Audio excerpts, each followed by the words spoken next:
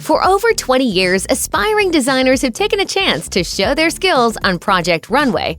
Not everyone can make it work, though. But what's a reality TV show without at least a few scandals? Fans aren't the only ones who question the judges' decisions on Project Runway. Tim Gunn, who typically chimes in with his dry wit and calm yet direct approach, didn't mince words about Season 8, in which Gretchen Jones walked away with the prize over Mondo Guerra. I have never been part of a season of the show when I found the judges' decision-making to be so incomprehensible. Gunn was so astounded with the decisions made throughout the season that he referred to the panel as, quote, crack-smoking judges. That didn't go over so well with Clume. And Heidi was very unhappy about it, I'd heard, and I wanted to say, Heidi, come on, you're not really smoking crack, or are you? The choice to crown Jones the winner still upsets fans over a decade later. In one Reddit thread, Guerra was called out as the clear winner, and it was speculated that the judging was rigged by producers. That last part's a stretch, but Season 8 has lived on as one of the most infamous in the show's history. Conversations surrounding cultural appropriation are important to have, but Season 19 designer Meg Ferguson may have been better off not broaching the subject at all. In Episode 2's Streetwear Challenge, she made the mistake of talking about racism a lot. Black moment on that runway. This should be a black magic moment, and I feel like we missed the mark.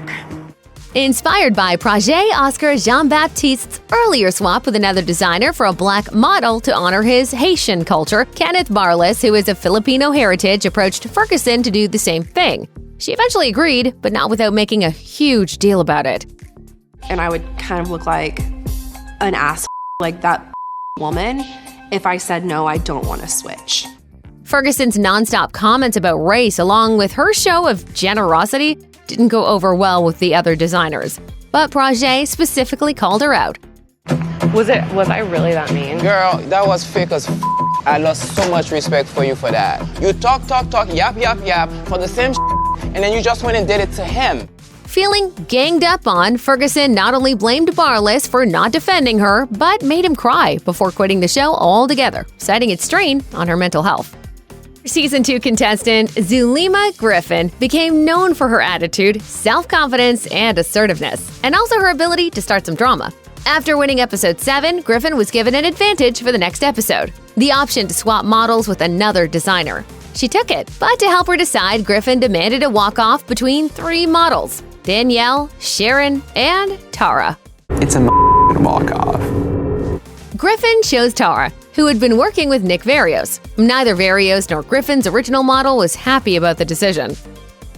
Literally, my throat just dropped to my stomach, and I just wanted to throw up. For the most part, the walk-off was just Zulema being dramatic. Dramatic or not, the model switch was every contestant's right after winning a challenge. Not that it did Griffin any good. She was eliminated in that same episode. Season 3 of Project Runway introduced us to Keith Michael, a menswear designer from New York City. I, personally, have never made a dress in my life, but I know I have it in me. I probably have the best taste here. That inexperience in dressmaking seemed to catch up with Michael in Episode 4 when a fellow designer discovered pattern-making books belonging to him. I saw some pattern-making books in Keith's room. That's insane. I mean, you can't do like that. Indeed, it was a major Project Runway faux pas. And it wasn't the only one Michael committed. He'd also left the production for a few hours to use the internet. Unsurprisingly, he was immediately given the boot. My image has been tarnished forever. I'm off the show, and I'm going to be a laughingstock to my friends. Michael never denied having the books in his possession, but he claimed he'd never used them for his advancement on the show. He later told Andy Cohen, "One of the books was the most detailed pattern book you would ever see about menswear that had nothing to do with anything on the show. I brought it because I was working on my menswear line at the time." And the other was a dictionary of production terms. I would have made it to the end, pretty sure. If not, pretty far along. Project Runway Season 7 contestant Maya Luz seemed like one of the most promising designers of the entire group. So it was a complete shock when in Episode 11, she decided to leave the competition. Heidi Klum had just announced that week's challenge, and Luz didn't think she was up to the task. In the beginning, I thought that I had really what it took. I just got out of school, and I'm feeling like I'm not fully developed as a designer yet. Luz's fellow designers were surprised at her decision to leave so late in the competition. But for Luz, it was a business decision. She later told the Boston Globe that it wouldn't have been right for her career at that point to make it all the way to the end. She added, "I wouldn't do it again just because I don't really see myself in the whole TV situation anymore. I don't want to be remembered as a TV personality. I want to be remembered as a designer. I did this for fashion, and I left because of fashion." Known for his sharp tongue and persistence, Season 7's Jesse LeNoir was a hard-working actor and a self-taught designer who had unsuccessfully auditioned for 3 previous seasons before finally making it onto the show. In Episode 7, the designers were challenged to create an unconventional outfit made from materials found at the hardware store. LeNoir presented a puffy dress made from copper and mesh that the judges hated so much they compared it to the Wizard of Oz's Tin Man, a Hershey's Kiss, and even a dirty vacuum bag. LeNoir was eliminated, but the decision made waves. He was adamant the judges made the wrong decision. It's all subjective, and I can accept any sort of criticism in that vein, but this is about innovation, and I felt like I had a lot more innovation. LeNoir told Entertainment Weekly that he thought Emilio Sosa's pink cord and washer bikini was worse. It's been described as a stripper outfit, but that might do it a little more justice than what it really was. I remembered that it was a hot mess. Among Project Runway's Season 16 competitors were twin sisters Sean and Claire Buitendorp. I'm Sean Buitendorp. I'm Claire Buitendorp. We are twins. The pair was divisive from the start. Many took issue with the assistance they provided to each other throughout each challenge, but in Episode 8, things fell apart for the Buitendorp twins. The episode started as an extension of the previous elimination. They had to go head-to-head to decide which one would be sent home. Sean made the decision to bow out, and the designers were next tasked with creating a print and an outfit for a woman on the go. Their models were the crew members' own friends and family.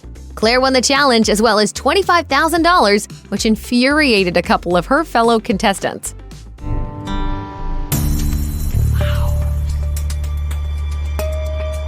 Who's leaving? Both Margarita Alvarez and Michael Brambola called Claire out for breaking the rules. Claire and Sean told us one day that they measure their clothes. Alvarez further claimed that she'd seen Claire bring pants into the bathroom with her and drafted patterns for garments outside of the workroom, also against the rules. She also complained that Claire had copied one of her previous designs. Claire folded pretty quickly when confronted.